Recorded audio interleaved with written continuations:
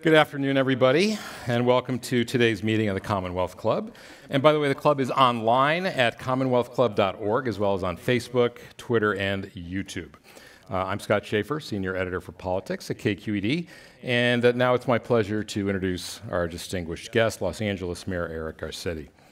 Mayor Garcetti is the 42nd mayor of Los Angeles, first elected in 2013. He was the youngest person elected mayor at age 42, re-elected last year with 81% of the vote.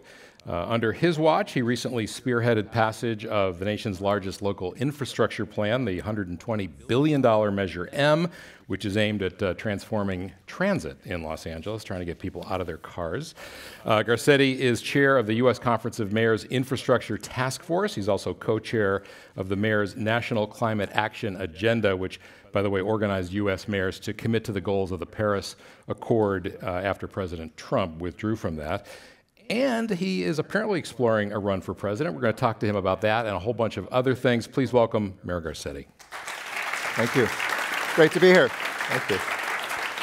I even see a Dodger cap out there. So I just want you guys to know I root for the Warriors, and the Lakers and Clippers are out of it. So I hope in the playoffs we'll get some Dodger fans up here. Yeah, you guys got LeBron now. That's a tougher sell, I think, in San Francisco than anything else. So, California's a big state, and we up here in the Bay Area are sometimes a little parochial. So yes. Why don't you give us your speech? Who are you? When you come here and you talk to folks, or you go to, say, Iowa or New Hampshire, sure. Who's Eric Garcetti? Well, I think I'm kind of an average American in the sense that none of us are average. I have an Italian last name. I'm half Mexican, half Jewish. If you can't get elected with that, who can? I think I'm part of this kind of braided country that we have, somebody who really loves California and really embodies, I think, that distillation of American values that is California, that we value freedom, that we value the future, and that we have a sense that everybody belongs. We always have these words like inclusion and diversity and tolerance.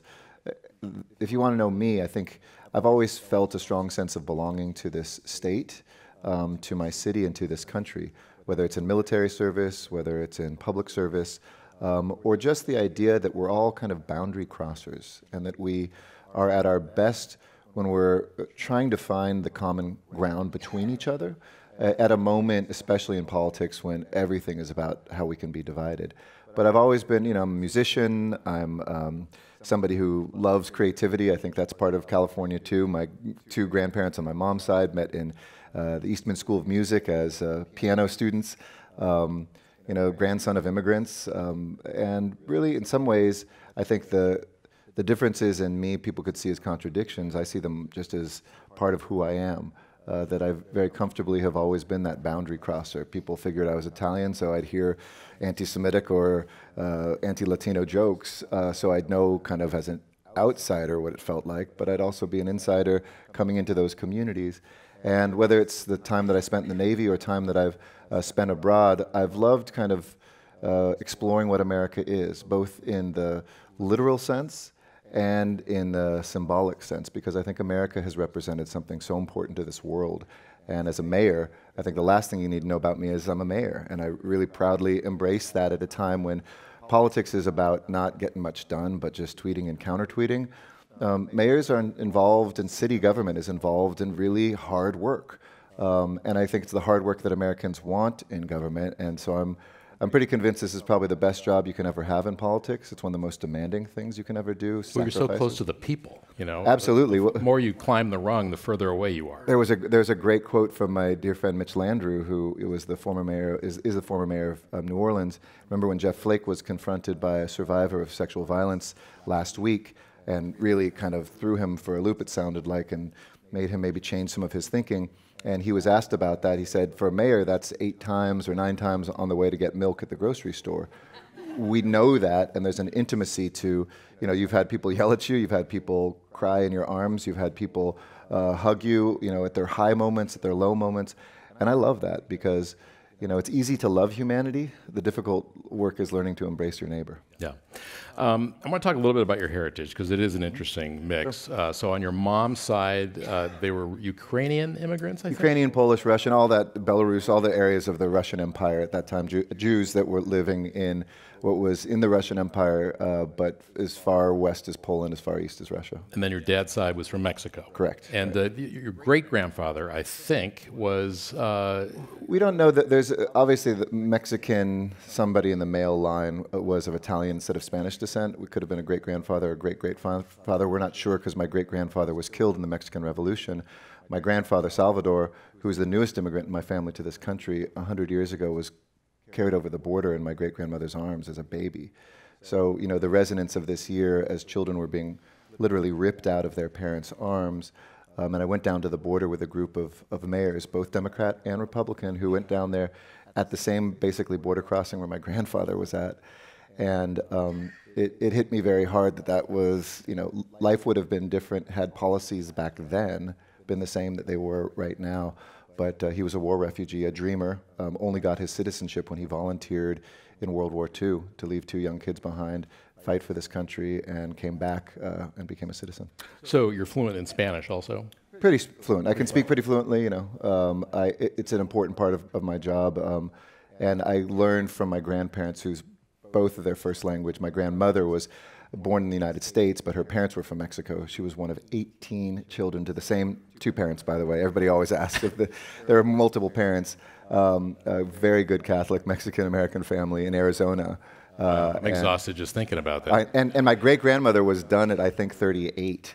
So if you do that math, she was essentially pregnant from late teens to 38 and had 18 kids. So can you say your Jewish prayers in Spanish? That's the real question. I often joke I'm Ladino, it's a mix of Latino or Jutino, but no, I cannot do my Jewish prayers in Spanish. I'll work on that. So obviously immigration is personal for you, and it's been such a huge issue. In California, I forget the exact number, but more than a third of people who live here are from somewhere else, Okay. I think. Maybe it's a quarter, but it's a big number.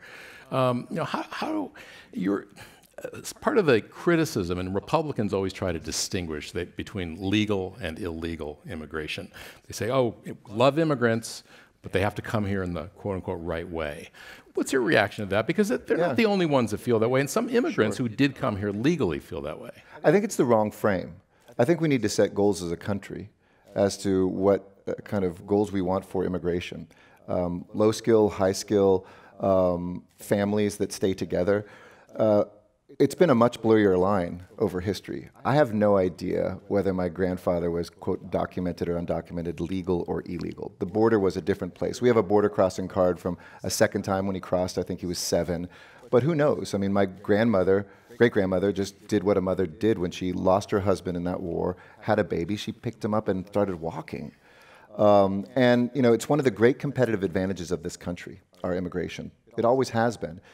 We don't have the best and the brightest in India and in Indonesia and in places around the world trying to get into China to start new businesses or to get their education.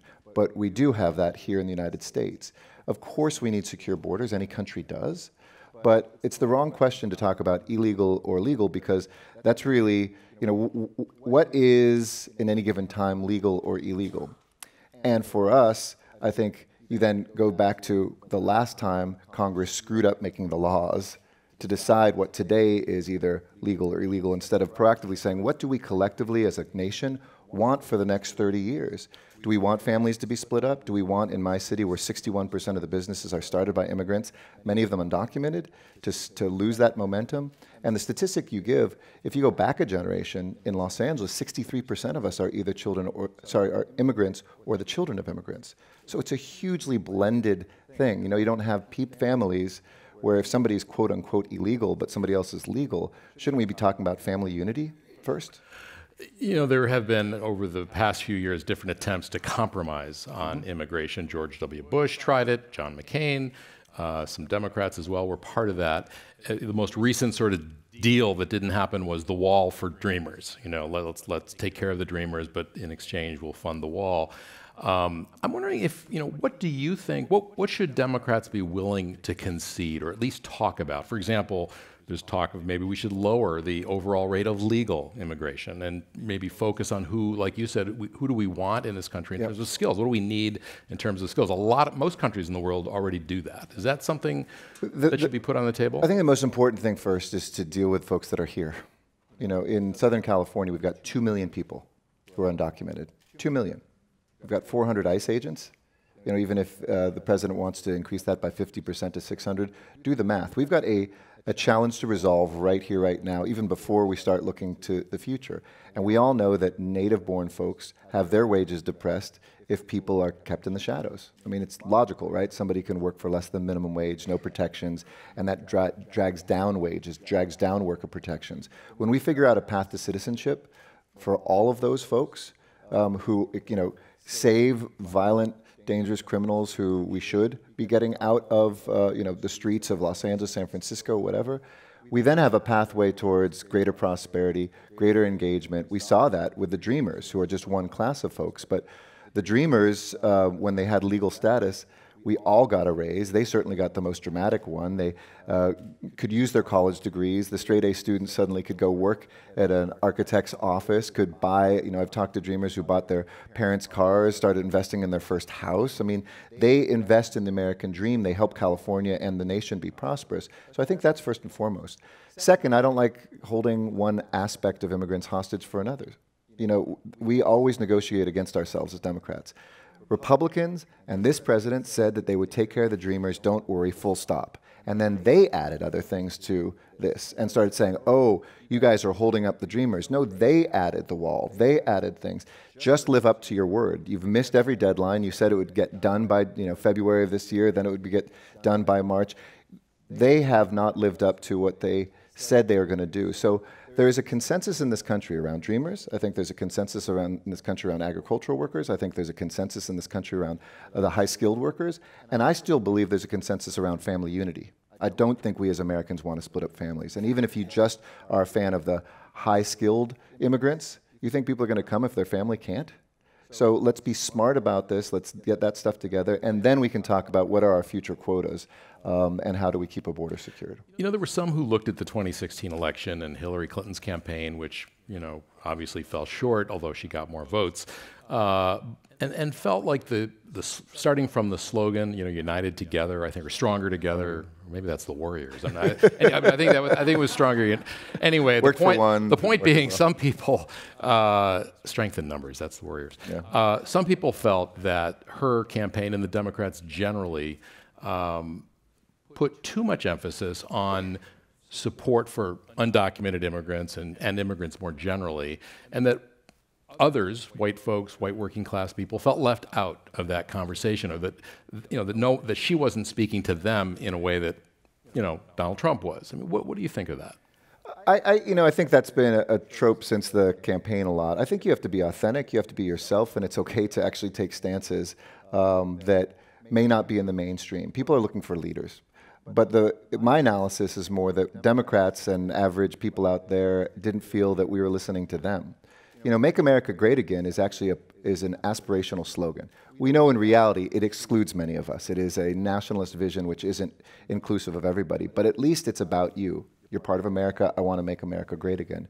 The initial slogan, and let's be clear, Hillary Clinton got more votes than Donald Trump did, but it was, I'm with her. I think to the average voter, if you talk about yourself, they say, oh, you're talking about yourself. If you talk about them, they say, oh, you're talking about me. And I've never won an election by talking. I've won elections by listening. Between elections, and one of the things I love doing as a mayor is going door to door and just knocking on people's doors. You know, they're always like, I say it's the mayor. They're like, well, they don't say it this nicely, BS. And then they open the door, they're like, you do kind of look like the mayor. You do cold calls? No, I walk a block or two or three, you know, on weekends with a group of folks, you know, offering to give help with programs the city has, and just to listen. And by the time they actually recognize it's the mayor at the front door and they have worked out I'm not running for anything, I don't need to vote, I'm not asking for anything, I just want them to talk to me, and I'm just listening, it's a transformative moment. It breathes hope back into this democracy. And I think what I learn at that level is important for our presidents to know. Our Washington leadership doesn't listen. The Democratic Party kind of turned into the smarty pants party. We had an answer to everything. When people just want to be heard, they want you to understand they go through. I tell people when they come to work for me, there's a heart, head, and gut check. First of all, when you get to that front door, people want to see, are you a real person? Do you understand what I'm going through? Because life's tough. You might hear full unemployment, but I'm working 3 jobs and I don't see my kids. I'm one medical emergency away from bankruptcy. And if you can sympathize with them and connect with them that you understand that, they'll let you go to phase 2, which is, okay, now do you have ideas? Do you have a head? What are you going to do to solve that? I don't expect government to solve everything, but I want you to show me you have an idea of what to do on healthcare or what to do. And then the third thing is the guts.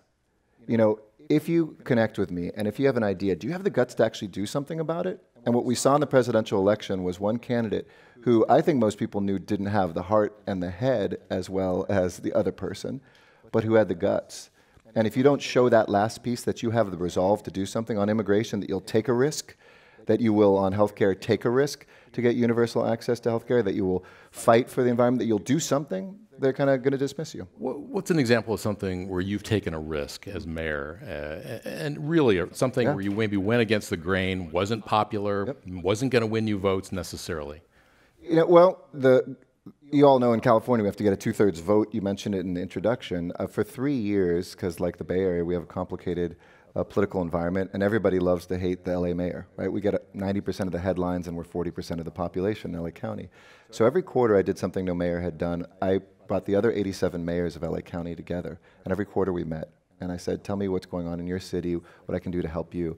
So 3 years later, when we decided to go to the voters with the biggest infrastructure initiative in US history, ×2 at the local level, a full cent sales tax for transportation, I basically put my entire political life on the line. And we had just lost one of those the year before I became mayor. So people didn't think it could get done. And I was willing to risk everything. I went to far reaches of LA County where people would yell at me and say, you know, this money's just going to go to LA City, it's not coming here. Where some people said, slow down, let's do it later. And we raised $10 million and passed something that will provide 787,000 jobs that we can't export out, that will build 15 rail lines and rapid transit lines in LA. We did it with the minimum wage, which might sound like, oh, that's easy to raise the minimum wage. I had organized labor saying, no, this isn't the year to do it. We're going to do it. We'll do it 2 years from now. The business community saying, no, this is going to kill business.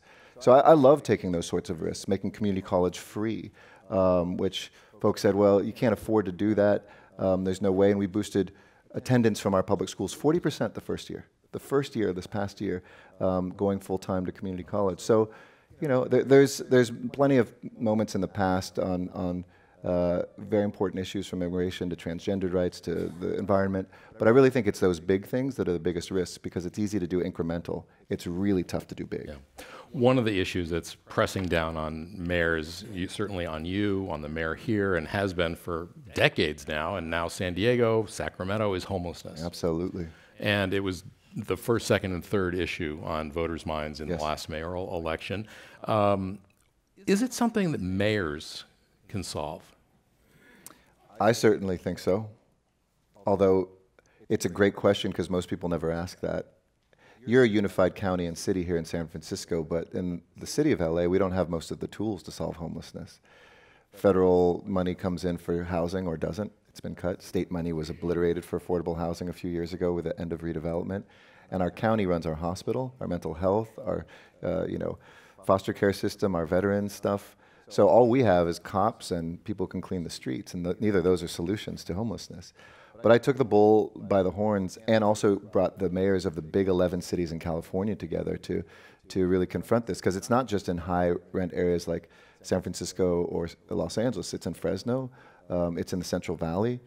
We need a national conversation, first of all, on this, and I welcome that. A lot of people saying, oh, now that there's talk about you nationally, isn't homelessness going to be a big problem? I say, I would love a national conversation on housing and homelessness, because there's a mental health crisis in this country, that if 10 of us got a broken leg and went to the emergency room, 10 of us would get service. But if 10 of us are addicted to heroin, maybe one of us can get help.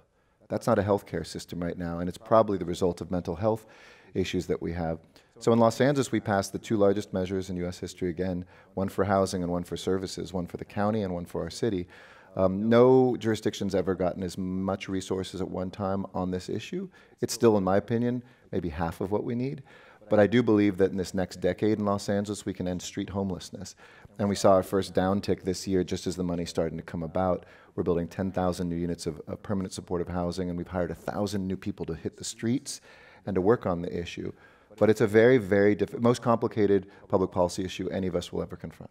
You mentioned the redevelopment agencies. Of course, Jerry Brown and the legislature eliminated those as part of the budget, belt tightening in 2011. Was that a mistake?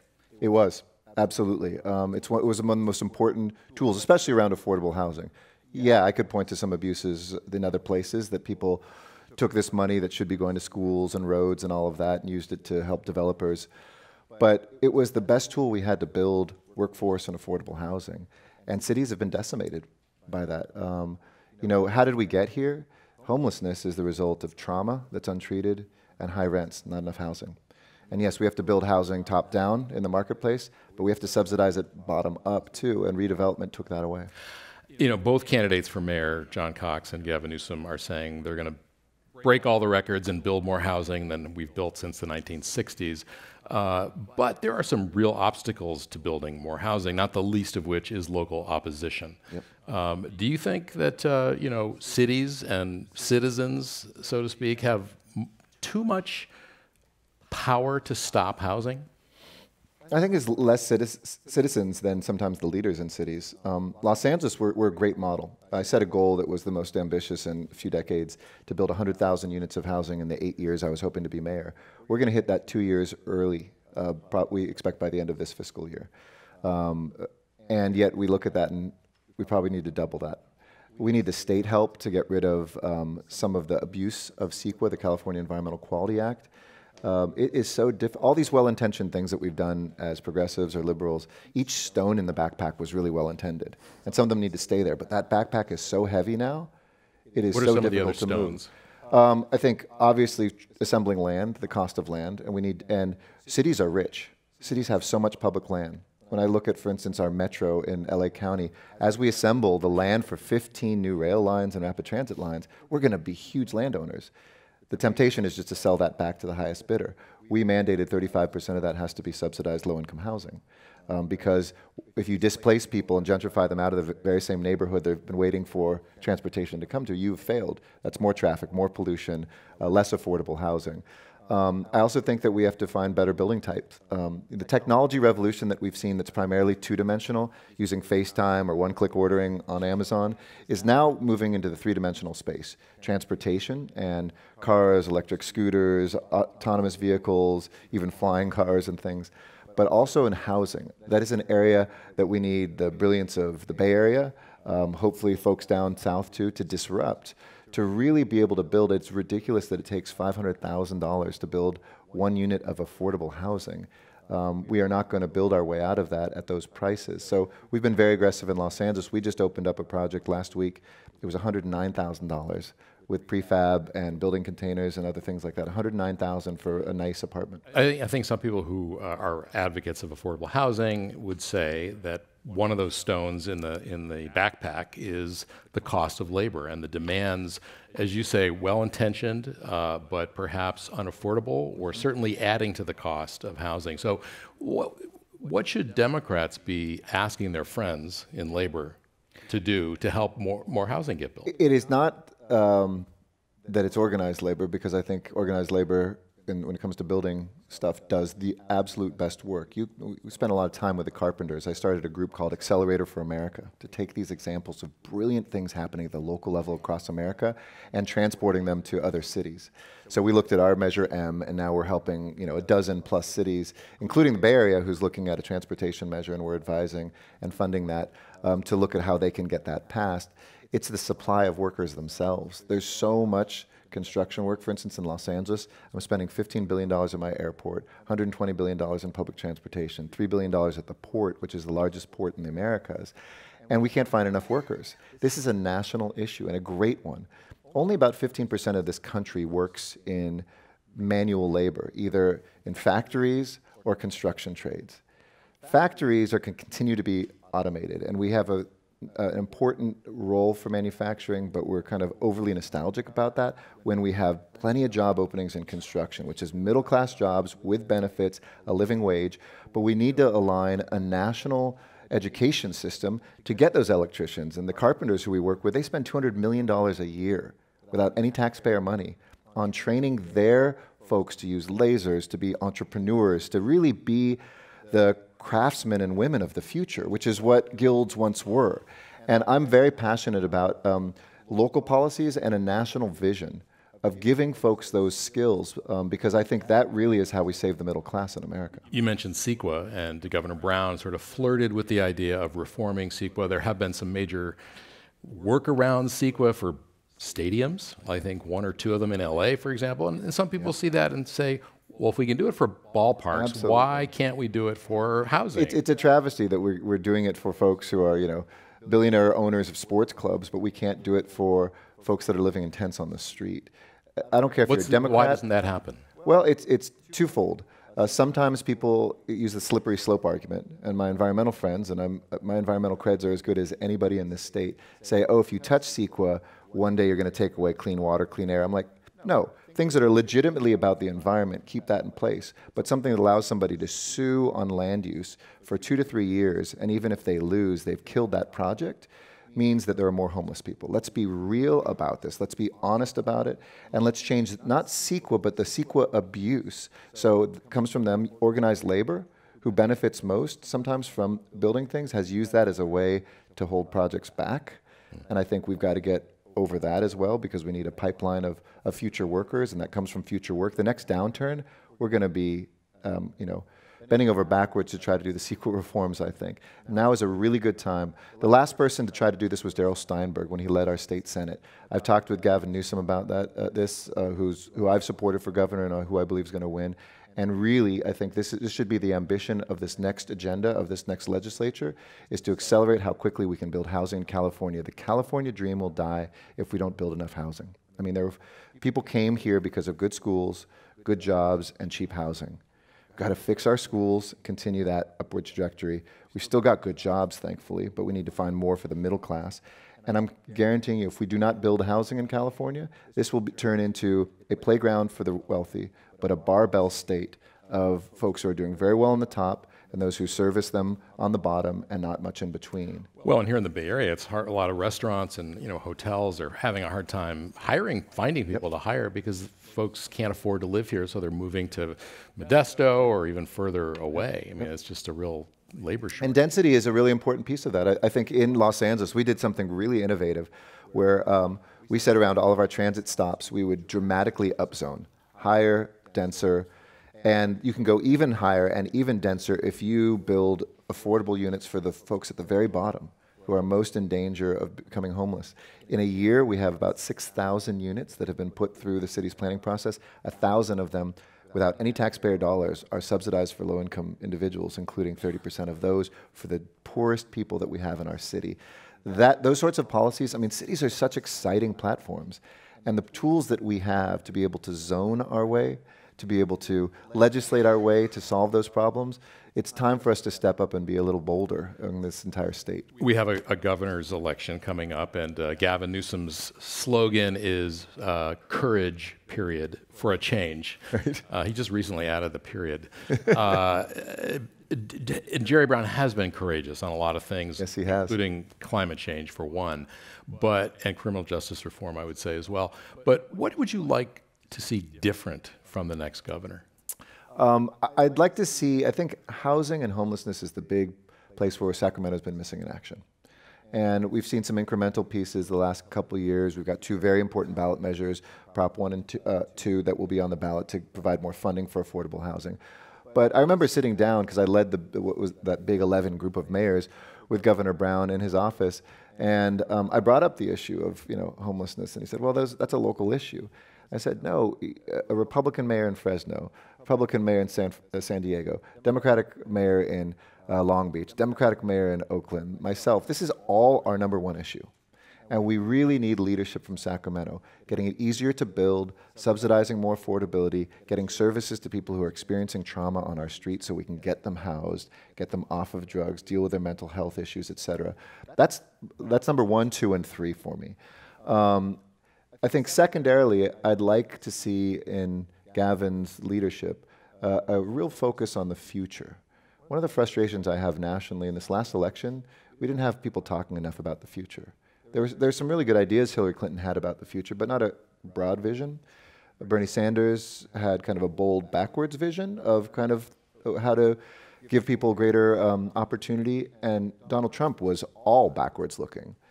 We have a steam engine Washington right now in a jet age. We have folks who are not confronting the fact that by 2022, 52% of work will be done by machines.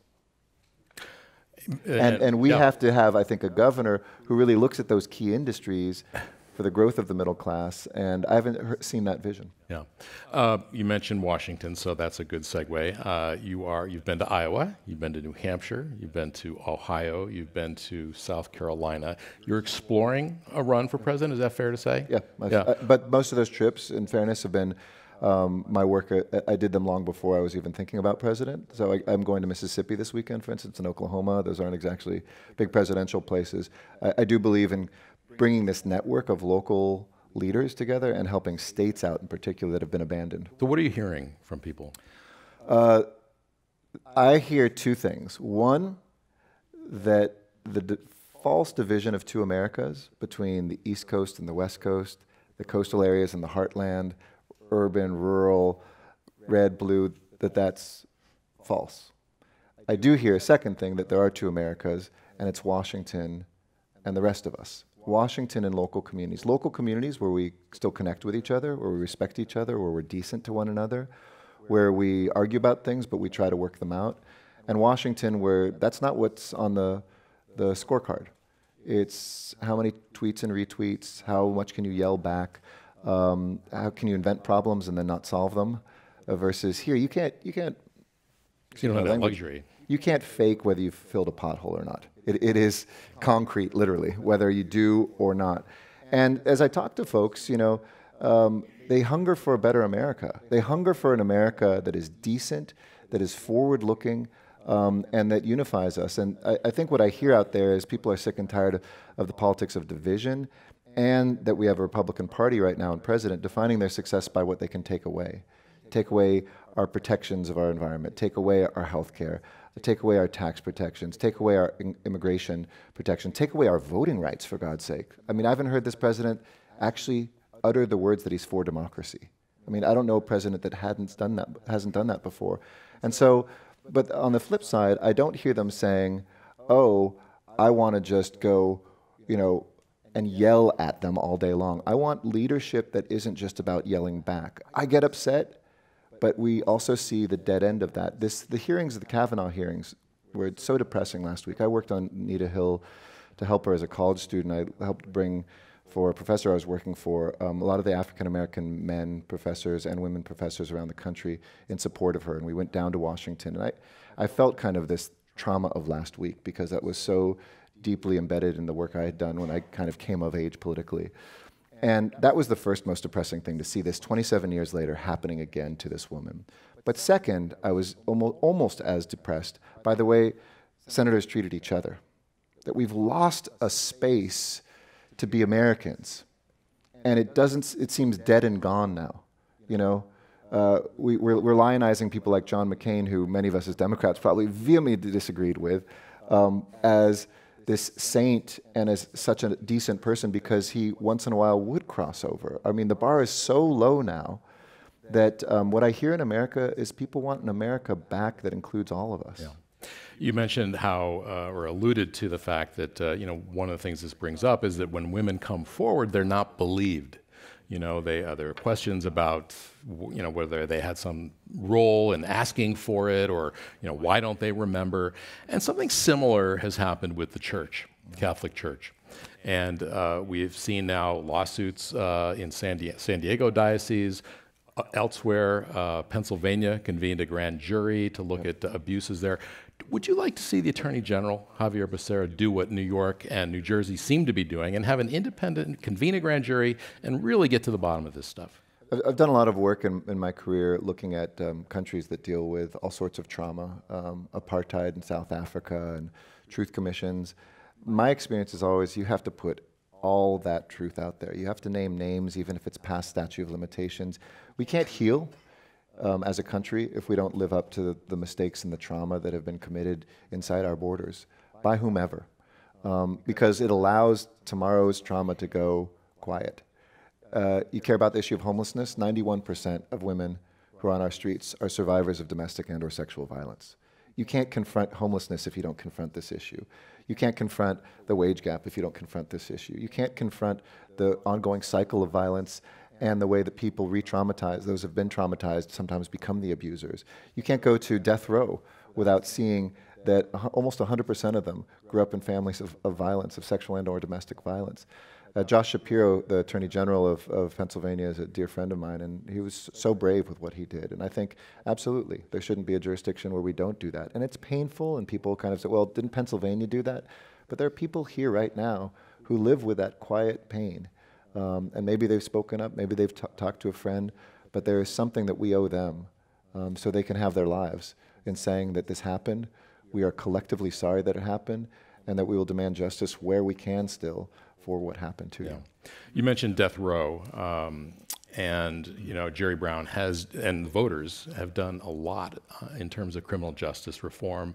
Prop 47, reduced a lot of drug crimes from felonies to misdemeanors. Prop 57 allowed more people to get out of prison. Jerry Brown has allowed more lifers to get out of prison, I think, than all the past governors combined, probably by not reversing the recommendations of the parole board.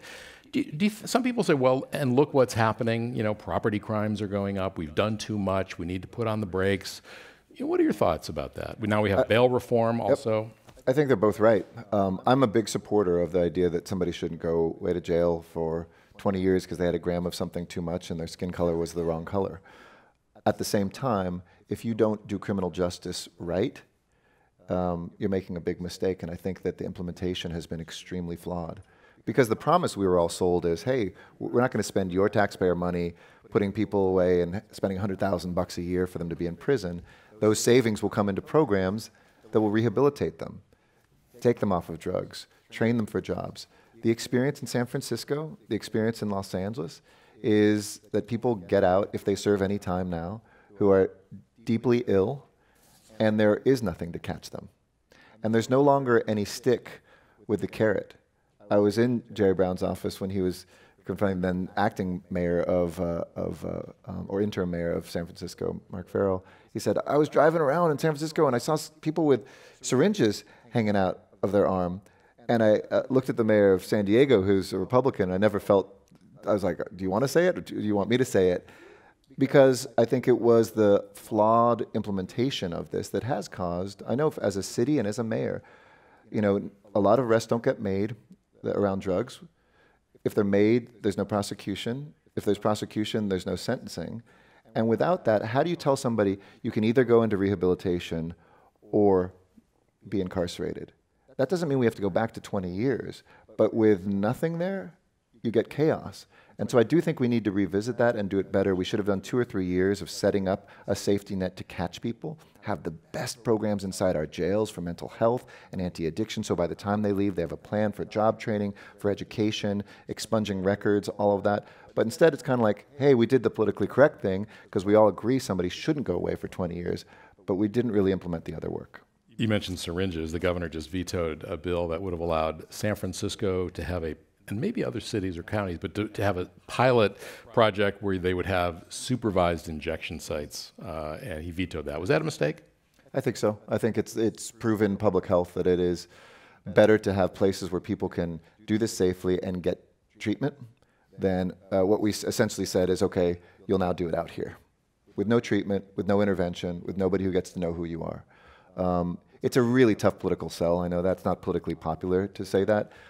Most people don't, but I've always said, whether it's needle exchange programs that we have for safe needles or places where we have that privately in Los Angeles, that's really critical. If we want to get serious about ending an opioid crisis, you have to figure out a way where people can be It's the same reason we need to house people with low barriers to entry in our shelters and let them stay there.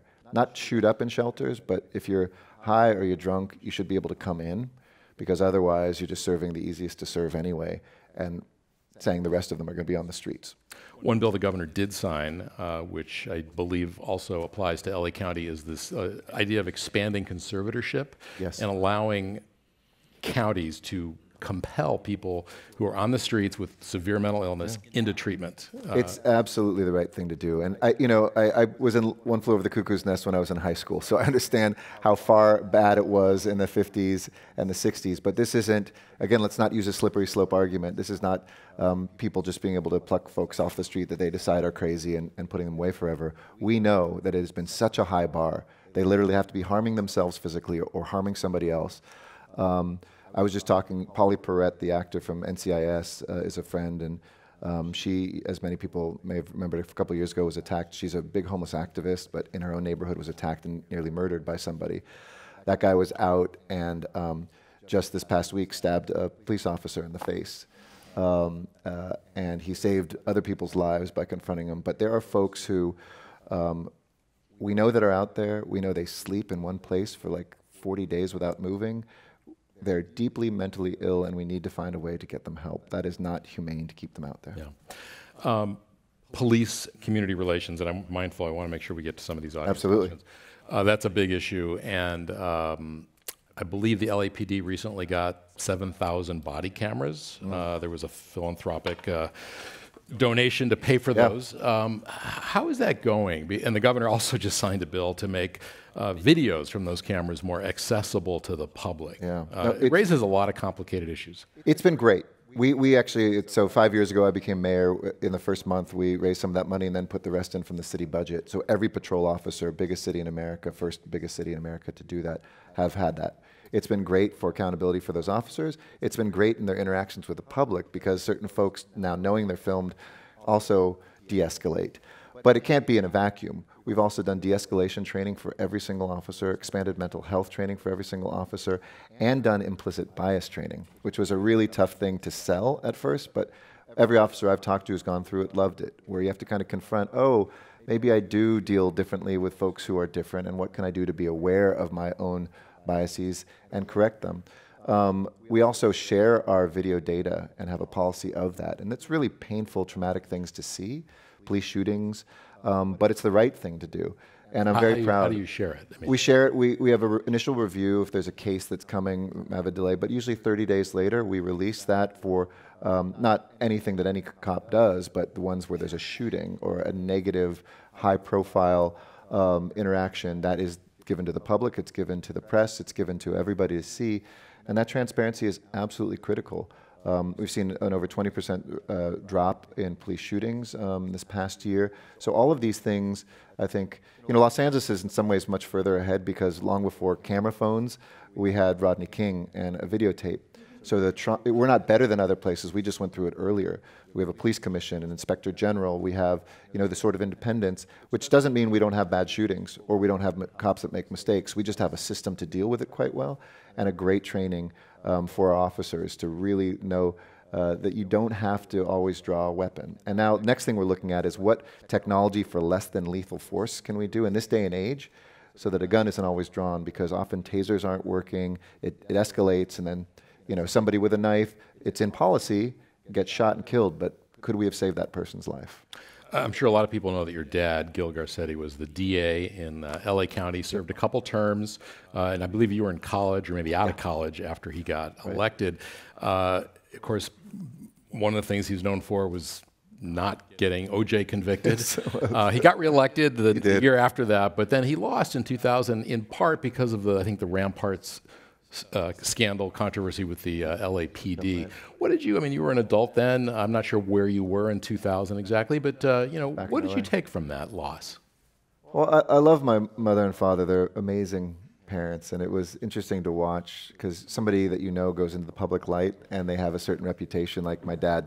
Some of you will recall the video where he's like, "Turn yourself in, OJ." And everybody's like, "Oh, your dad's a tough ass. Like, he's a badass." And I'm like, "No, he's a loving, caring, hugging guy." And I realized that people only see slices of who you are, and it's really important to share more of your humanity. The second lesson was he taught me, look, know that your time in office, just do what you think is right, because hopefully you'll leave on your terms, but maybe you won't. And I had started running for city council as he lost by a 2-to-1 margin. And I was never running on his name, but I certainly didn't want to lose on his name. And the best thing that happened was he started going door to door in my campaign, and I did a lot of walking as well. And he said, I never had that experience before. And I got to actually meet people at the door, because LA County's so big, 10 million, you can't do precinct walking. And I would get to doors where people said, I hated your dad, but tell me why I should vote for you. And they were really fair, and I could win them over. Or other people who said, I love your dad, but why the hell should I vote for you? And it really taught me democracy is one person, one interaction at a time.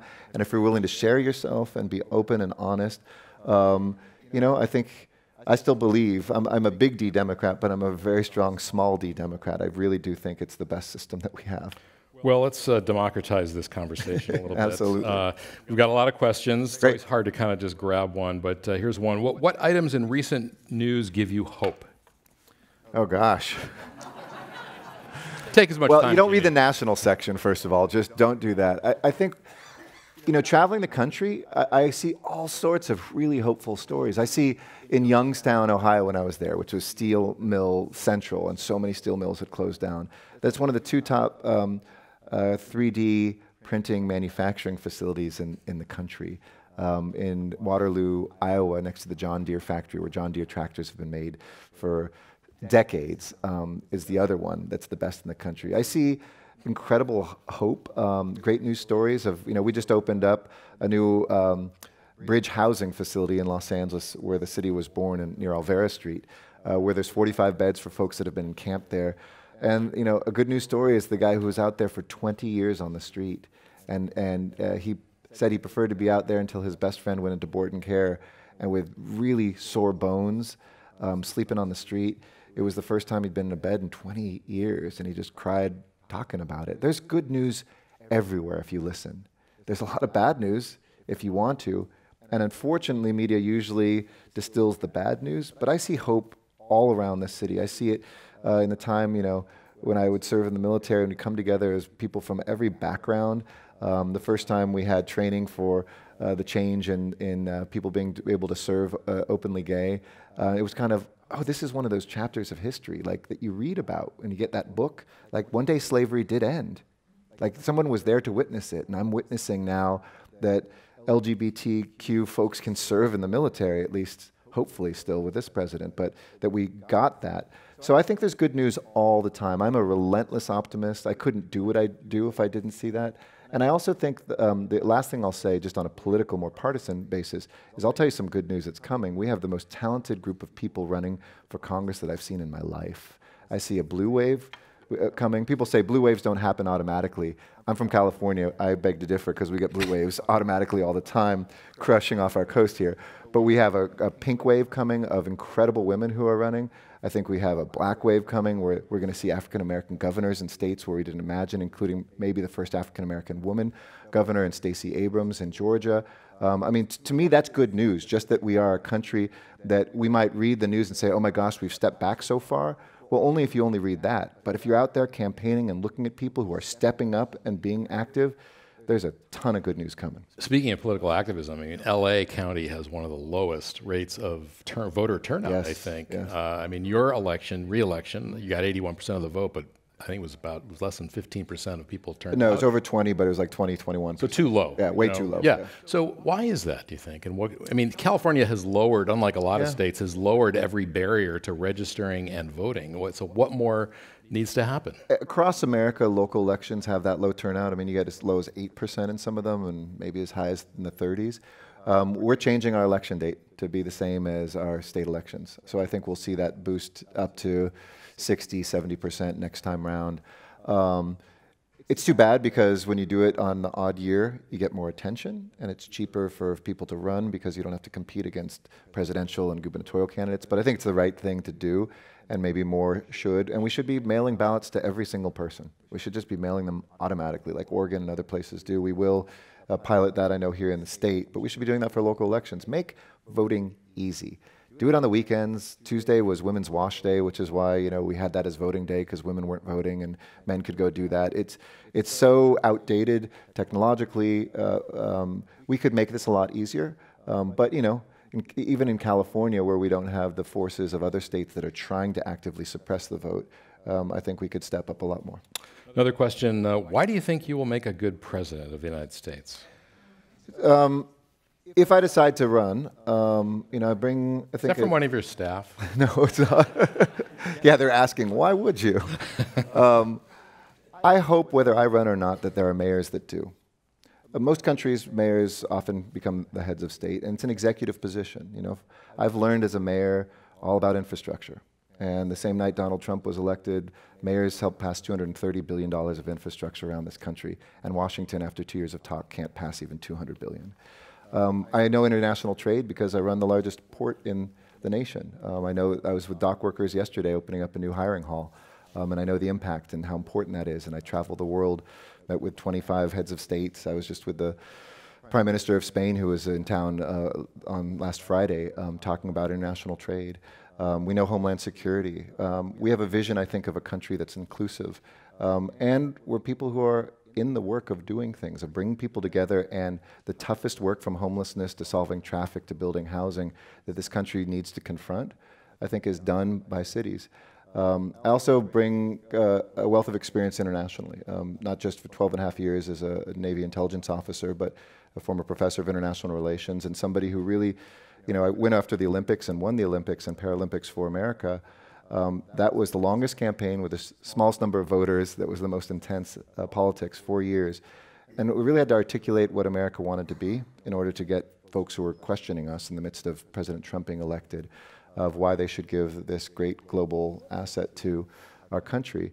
And I still believe in the America that the world loves to love and that we all still have in our hearts. And I see it every single day. And I just think that Washington is so out of touch. So whether I run or not, I do hope that mayors who run entities bigger than many states and who have that experience of day-to-day unifying folks will be in this fight. And the last thing is, I want certain ideas I'm not hearing out there of how we transform and win that future. I don't want a backwards or reactive-looking campaign. That's just why Donald Trump is a bad person. That's not a vision of what will be good. That's not a vision of what will work in the future. How do we take the libraries of America, for instance, which every rural and urban community have in the poorest zip codes and the most faraway places, and turn them into incubators because there's space and there's good broadband. How can we have the worst infrastructure for communication, transportation, and energy in the developed world? How can our education system, when we need a college degree so badly, be so expensive, 81% more expensive than when I went to college, adjusted for inflation, whereas in LA, when we made community college free, as I mentioned, 40% more people were able to go to college. I want to hear those things that I think most Americans are talking about. I want to fight those fights on the Supreme Court, on impeachment, corruption, all that stuff. That's important. I don't dismiss those. That's our democracy. But most Americans wake up saying, who is concerned with my problems? And I think mayors know that and wake up with that. There's a big debate in the Democratic Party, as there often is, about, it's sort of in a lazy way, it's the Bernie people versus the Hillary people, but it's really about what is the vision of the party. Is it more of a progressive, single-payer healthcare advocacy, that kind of thing, or is it more central, like sort of in the political spectrum? I think it's the wrong question. I'll say it in a different way. I think it can't be incrementalist. It has to be bold, because the things we confront are huge right now. In the world, our alliances, the changing trade that we have, the automation of jobs. We have a lot of excitement about those things and a lot of anxiety. I call it anxitement together. And I think every day we're kind of stressed by it, but we're seeing no leadership come around. Most people don't wake up and say, I'm a proud progressive. I've raised the minimum wage, made community college free, invested in infrastructure, was fighting for LGBT rights before many were. I lead the Climate Mayors Group and have 400 cities who have pledged to do Paris. I can go toe-to-toe on that if you're a spectrum person, but I've never met people who are really that. They don't go, give me 20 things. Okay, you're an 18.2. I'm a 17.9, but close enough, and that guy's a 26.8. For president, okay, you both are kind of somewhere in the realm of me listening. Do I like you? Do I trust you as a leader? Or do I want him? Or her. Or her. And that is going to be the most important thing. I think Democrats have to start speaking plain English, have to connect with people, have to show their record of getting things done, and have to be bold. Have to be bold on healthcare, bold on immigration, bold on the environment. Don't keep doing incrementalist stuff. I disagree with my friend Bill Clinton, who said that the age of big government is over. What that did is it diminished people's ambition. And it's always been in this country, whether it's the internet or the interstates, government has been the driving enabler of our freedom, of our prosperity, and of our rights. And I see a Washington that is completely backed away from that. On a completely different topic, yes. Thank you for declaring Morrissey Day in Los Angeles. What is this? Where's the Morrissey fan there? What does his work mean to you? And I'm not a big Morrissey fan. So yeah, why did you do that? Well, before it was goth, I was kind of a death rocker in high school. So Morrissey, Bauhaus, Susie and the Banshees, that was my sweet spot. So I had to declare Morrissey Day because if you can't use your power as mayor for something good, but I think he's been a leader in talking about cruelty towards animals. He's been really a leader in the humane space. I just like his music. And what's been cool to see in Los Angeles is the diversification of his fan base. I kind of love this in LA, and I think it's happening increasingly. But we have African-American kids that are obsessed with K-pop, and Latinos who are just in love with Morrissey. And it's nice to see those things when we're told, oh, we all only live in our tribes, that actually show that we're part of one human family, and I think Morrissey is a good reminder of that. You mentioned, you alluded to your being a jazz pianist. Yes. Or pianist. Do you play? I mean, I do. When do you play? What do you play? I have a piano in my office, an upright piano, so I'll play between appointments. I like to improvise, kind of like Keith Jarrett, and play standards. Moby is playing at the LA Philharmonic this coming week, and he's invited me to play along with him, so I'll see if my schedule allows. I love music. I come from a family of musicians. It is, to me, the other side of my brain. I can work all day long on policy stuff, but just to float away by listening to a good song or playing one. And I love composing. To me, that's what I'd be doing if I wasn't in politics, and maybe one day I'll go back to it. Maybe you could play the piano at the Iowa State Fair. There you go. We have it. While you're eating, a pork chop. fried butter, right. Whatever it is they fried eat. Butter. They have it. They do have it. Let's see. What do you think are the most promising policies and invitations to address poverty in LA, California, and the U.S.? No question raising the minimum wage. Just to give you the stats, we have about $3.4 million per working hour more in the pockets of 640,000 minimum wage earners, so that's 640,000 families. There's no question that has been the biggest anti-poverty policy that we've faced, ever passed.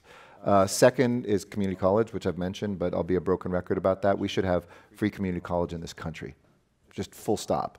And I'm glad that we did 1 year, and then the state did a year, and then we went 2 years. Now the state's looking at 2 years. I'm so glad to live in a state where we've said that and we focused on that. Third is we've got to connect people. Last night I was with a group of young people, about 80 of them, that are part of something called the Evolve Entertainment Fund, which I founded, to help young women, young students of color, or just poor students connect with the entertainment industry. Time's Up, Oscars So White, we've heard all that. This is key industry in my town. And there's always been good intentions. It's a liberal industry. But the stories of young people from certain zip codes who grew up in the shadow of Hollywood just haven't been there. And so we've more than tripled the number of youth jobs in the summer. You want to end poverty in this country, end social isolation for people who grow up without knowing somebody, without being able to get that internship. And now we're finding mentors for all of them. That's what last night's event was. And we're doing this across many industries. And I think if we had an America that opened up the doors to connect people through education, but also through an internship and job training system like we see in places like Switzerland or Germany, where while you're in high school, you get to work in places. Government pays for the education, private industry pays the wages, and people can actually get a taste of that. We've got too many kids living in rural areas in America, the wrong state or the wrong zip code in an urban environment, who just don't know anybody to help them reach their dreams, and that's un-American. We are almost out of time, and somebody from the club tell me if I'm wrong about that, but oh, there, we have 7 minutes left. Thanks, George. There's a clock up there. Yeah, I didn't notice that. Good. Let's see. LA is a cultural leader in the world. It's also the single largest cannabis market at over $1 billion. Yes, it is. I commend you for a point. Well, let's leave that out. Let's see. How do you envision supporting the framework so that has affected by the war on drugs? Sorry, business leaders in California and beyond. So, sort of implementing this new law and seeing that, there's some equity in the way it's implemented, I guess. So we think we have the boldest policy in the country to not just enable a responsible cannabis market, keep cannabis out of the hands of kids and do things in a responsible way, but also to bring social equity into this and racial equity into this, because the communities that were preyed on in the war on drugs, we actually have codified that if folks are opening cannabis enterprises in Los Angeles and come from certain zip codes, racial backgrounds, even criminal records of certain types, that they can have fees waived, they can have lower barriers to entry. And it was interesting, when we opened up the permitting process, over, I think, 80% of the permits were from out-of-state corporations. They saw LA was the biggest market, and so from Las Vegas and from other states, people were coming, and we wanted to make sure we build wealth in communities that have suffered the most. And Kat Packer, who's the head of the Department of Cannabis Regulation, if you told me 20 years ago we'd have a Department of Cannabis Regulation, I wouldn't have believed you. But she has done a remarkable job of really bringing that piece in, and we hope LA will be a model for other places, that it isn't just about health and safety and access, it's also about righting the wrongs of the past. All right, another audience question. Despite the high-tech movie industry in LA, the differences remain high in, I should have put my glasses on, tech development. How can entrepreneurs in high tech be supported in LA? So this was one of the main things I did when I came into office. I wanted to restore our basic city services, build out infrastructure for the next 50 years, and focus on key industries. And tech was one of them. We now have more tech jobs in LA County than any county in America. It's a very diverse tech industry. So it's not just digital technology, which of course you have so brilliantly up here, but we have aerospace, we have biotech, we've got food tech, we've got video game tech, we've got entertainment tech. So engineers can go between many different sorts of industries. And I put a focus on that we had the largest job fair in the Western United States, if not the United States, and it looked as diverse as our city, by the way. Over, I think, 14,000 young people lined up to work for companies like SpaceX, the city of LA, new startups, Soylent, companies that are working in all sorts of different spaces. And to me, that's been very important. It goes back to my earlier answer. We've got to connect people with those opportunities, and we've done it very consciously. So our libraries, for instance, have STEM programs after school that we started. A majority of the people in them are women, are girls. If you don't do that intentionally, it doesn't happen. Gender equity, this is straying a little bit from the tech question, but a majority of our commissioners in the city of Los Angeles for the first time are women. My chief of staff, half of our deputy mayors. We had 99 cents on the dollar. Maybe it's $1 to the dollar now on our wage gap inside my own office. Like, you have to be intentional about these things. And if government acts so slow, my message to the private sector, who oftentimes doesn't have a single woman or person of color on their boards or in the C-suites, if government can do that in 6 months, make 50% of the commissioners women who run the airport, the port, the police department, et cetera, why can't you? Yeah. We are just about out of time. San Francisco, and it's a little less true now that Herb Caen is no longer with us, but Herb really fueled this rivalry between Los Angeles and San Francisco. We see it in the Dodgers and the Giants, which I think everybody enjoys, maybe now the Lakers and the Warriors, now that you have LeBron. But I've often wondered, do people in LA care about that? You want my honest answer? Growing up in LA, I went to school in New York, like I said. New Yorkers would always rag on LA. I'd come up here and I'd kind of get the teasing and the jokes about LA. I'd go down to San Diego. They used to call us Smell-A in the smoggy days. And Angelinos were kind of like, that's cool. Like, I've never felt the rivalry back. I love the Bay Area. I love San Diego. I loved living in New York. I think we were always kind of comfortable in our own skin, and if people didn't want to come, we were happy with our own little secret. LA has matured, though, in, I think, coming into its own. You know, it's interesting this happened around the Olympics. 1932, when we won the first Olympics, the Olympics said, can we give that to that city that's a suburb of Hollywood? They literally didn't even know where LA was, and we kind of became a global city then. In 84, I would argue we kind of became a great global city. The people were like, oh, okay, Tom Bradley was our mayor and known around the world, and we invested in things that, you know, finally gave us a subway, et cetera. I think by 2028, 10 years from now, as we look at all the investment that's coming to LA, all the museums that's opening, the art scene, the technology jobs, the kind of cutting edge way we're looking at planning a city for the next 50 years, that will be one of those indispensable global cities. We're the third largest economy in the world now, of any city.